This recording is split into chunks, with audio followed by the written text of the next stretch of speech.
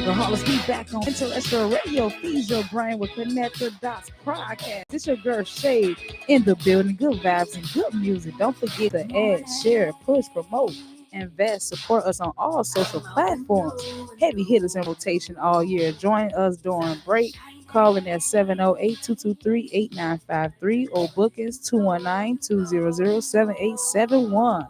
Email us at connectthedots2026 at gmail. And before we get started, I would like to say a quick prayer. This season requires unshakable belief, the kind of faith that refuses to be moved by what it seems and instead holds onto what God has promised.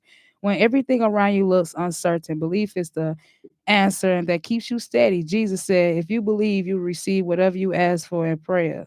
Amen. Mission statement. Our mission on Connect the Dots is building healthy relationships, all ages to gain knowledge, information, resources so we can learn, use, and experience during artist business development. Discuss ideas, plan goals by creating opportunities we can show. Invite new guests, listeners, and supporters to join the movement. It is January. Happy New Year's. We in the building with our special guests. What's up?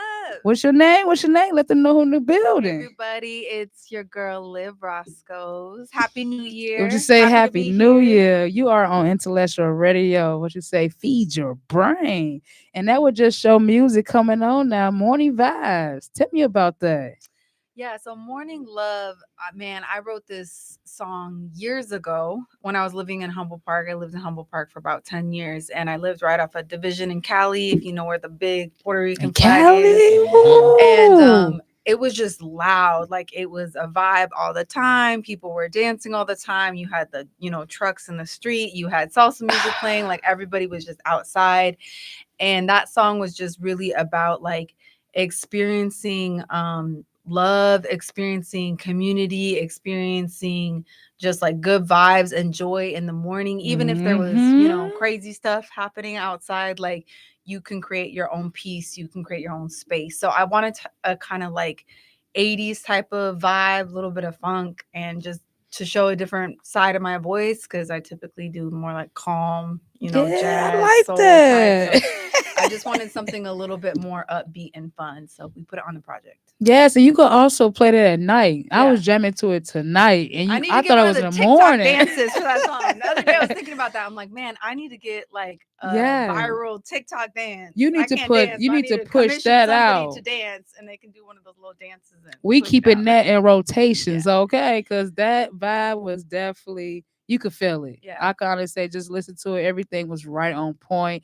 I was smiling just talking about it. I was telling him, I'm like, oh, wow. Let me find out you got some good music. You got some other songs, Growing Pain as well. Yeah. Tell me about that song. Yeah. So Growing Pains is really, I feel like a lot of artists don't want to talk about self-reflection and don't want to talk about the ways in which they need to grow as human beings. I think a lot of times it's like, this person broke my heart, this person needs to grow, this is the reason why I'm not in a relationship, versus like the self-reflection of maybe I need to go to therapy, maybe I need to like work through this trauma, maybe I need to heal in this certain area of my life, and it affects people around me. So it was really vulnerable. I wanted to just talk about just like the ups and downs of being in a relationship. I've been married 8 years, been with my husband 15 years. Okay. And so just talking about like just the cadence of a relationship and choosing if you want to grow in whatever relationship you're in, like it starts with looking in the mirror, and marriage is a mirror and a reflection of who you are. So if you're not willing to grow and do the work, then your relationship is not gonna continue to grow. So I agree with that one. I just was really vulnerable, really honest in that song. And it was hard because I was like, ooh, do I want to like share all my business out here with people? But you know what's crazy? I feel like the only way we could really tell a story if it's the truth. Mm-hmm. I mean, fairy tales, I get it. But nowadays, it's so much going on. I feel like let's rip off the Band-Aids. Yeah. Why not? Because that's all we've been doing is putting Band-Aid out the Band-Aid out the Band-Aid.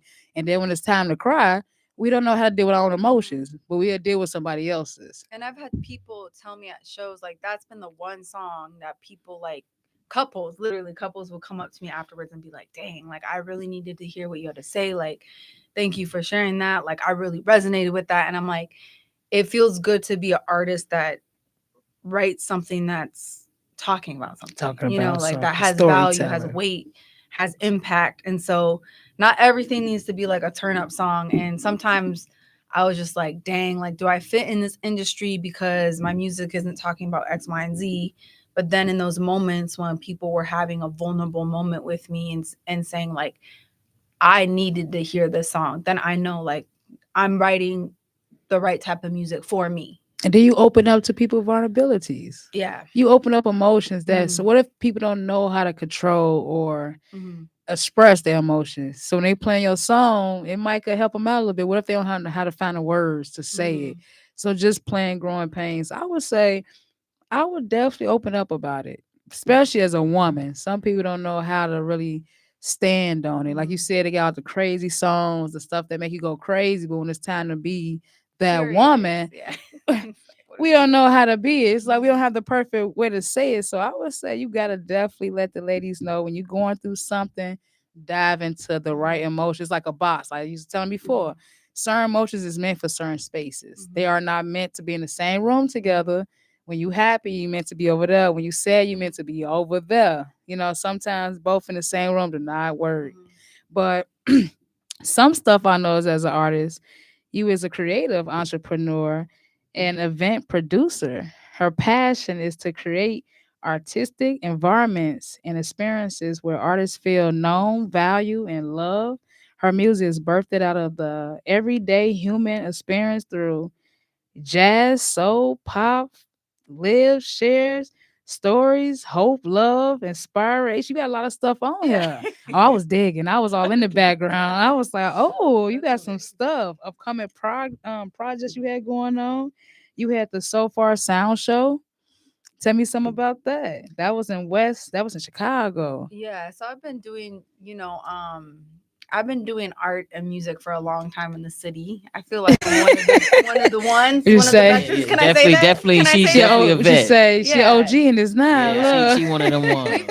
actually known each other for 10. I was thinking about this Over, today. Over yeah, 10 over years. 10 years. Oh Over 10 wow, Over that's years. 10 great years. history Yeah. though. Yeah, So you could really tell mhm. people how to build healthy Yes. relationships. So in the industry too. Yeah. Yeah. Yes. Yeah. So I feel like all of the artists that I kind of grew up with here on like the open mic scene and that we're just starting, like think of Sam Thousand, talking to him today, Tulani, Alicia Monique, all these different great artists in the city. Like we all started in the open mic scene. We all started by just trying to figure it out. And now we all, have our own businesses, our Oh professional wow. event producers or curators, or kind of guiding others in our businesses of how you can do this as a living, how you can teach others how to do this, how you can find inspiration in this. And so, outside of, it's another aspect of my artistry, but I've been doing DIY event curation, professional event curation for 10 years. The whole See? like trend, the 2016 to 2026. Like I was Mhm. looking back, 2016 was the year